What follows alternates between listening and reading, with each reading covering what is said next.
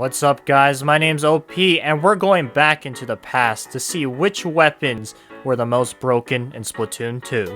Let's go.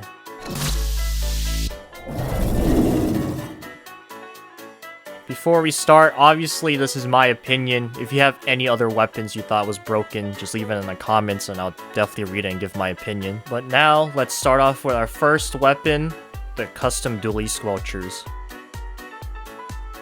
This weapon was considered one of the least skilled weapons because it was good at everything. The range, the damage, the mobility, the turf coverage were all solid.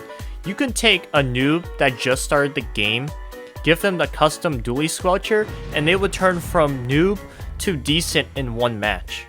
Also, it did not use much ink, so you can easily keep painting around and getting your special quickly. And since it's good at covering turf and getting the special, and the special's an ink storm, you would see this weapon in splat zones a lot. And it would just take forever to capture the point. If, you know, two teams on the other side has the customs, it was pretty annoying from what I remembered.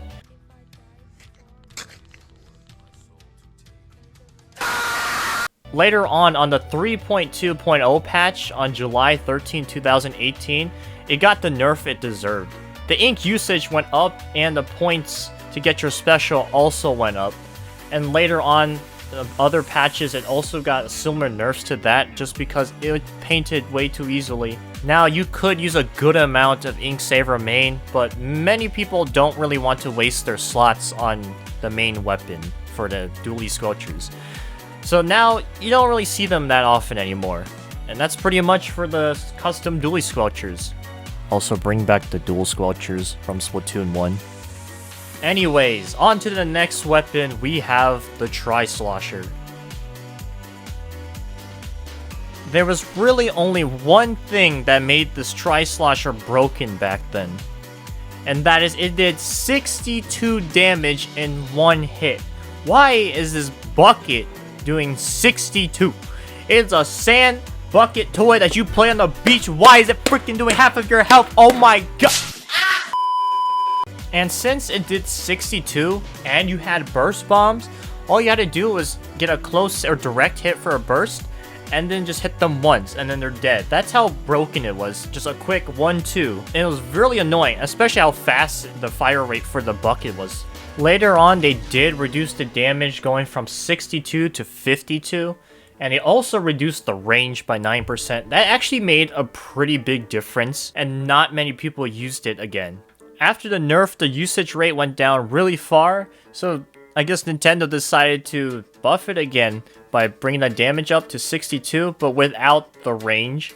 The range definitely made a big difference. Now, people are going to have to get up closer to either hit them twice or use the 1-2 strategy.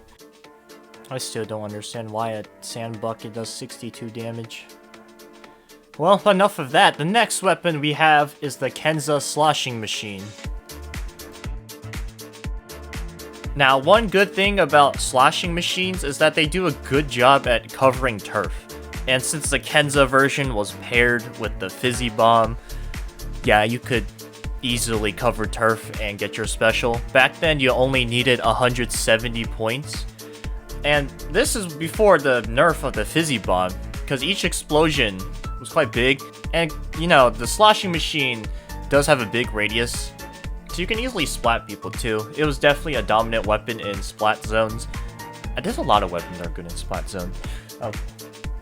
But yeah, in 4.4.0 patch, it got a nerf where its special was increased to 190, and then its ink usage went up too, and the hit radius, the hitbox, got smaller. And that's around the time when the fizzy bomb got nerfed too. So they decreased the ink saver sub effect. They also decreased the damage radius for each explosion and also the ink coverage too. So what made the Kenza strong was actually the main weapon and the sub.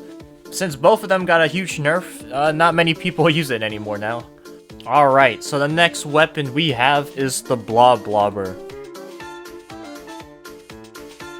There's something wrong with Splatoon and their sloshers, because this is already the third weapon in this list. I guess hopefully the next game they fix it. But what makes this weapon broken back then is damage. No, it doesn't matter about the turf. It was all about damage with this thing. This thing is the only thing that one-shots people. It shredded through everything. I know when I mean everything, I mean everything. Like, we're talking about, like, the Rainmaker barrier on people's umbrellas. Even splash walls, you know, you just chuck 2 times, it just breaks.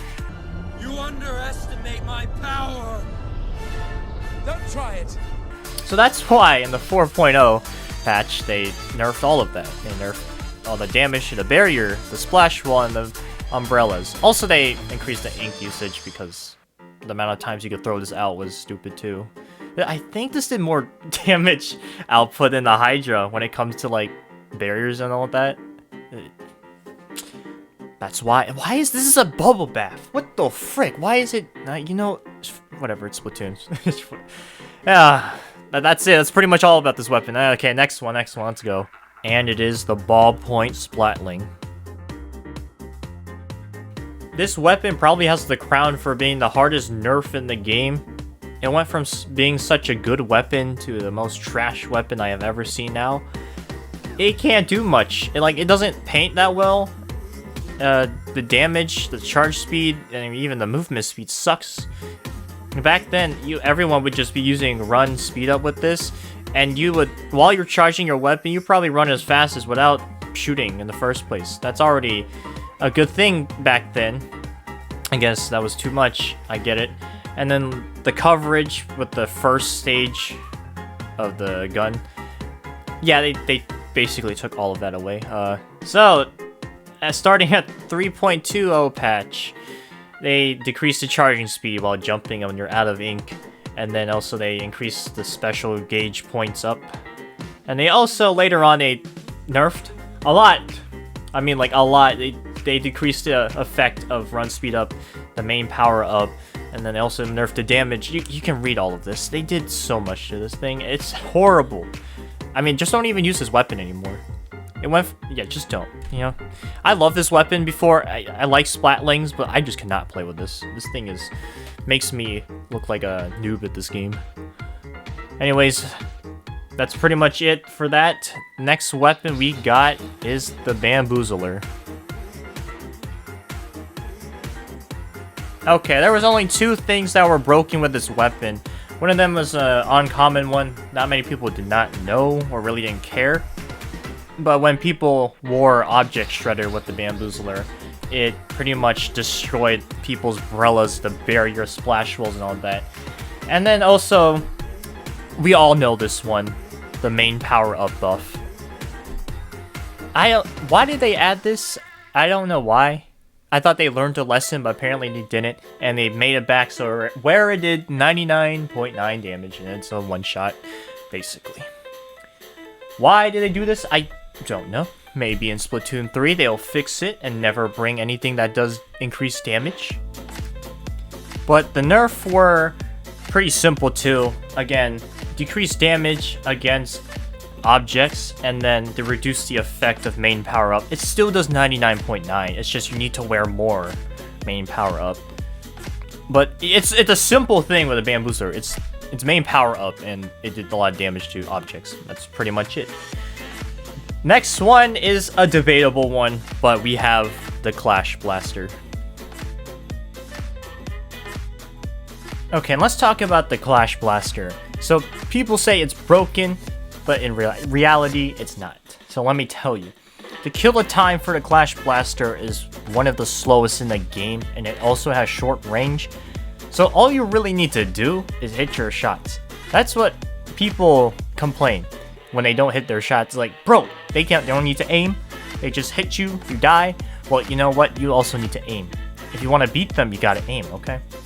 It's simple as that. There's many weapons that have a faster kill time and outrange the Clash Blaster. I mean, even you look at the patch notes, most of them were all buffs. There was only 2 nerfs, which just increased the special gauge and then adjust the pellets of ink that shoot out. Something like that. But there's nothing strong. There's nothing too strong about this weapon.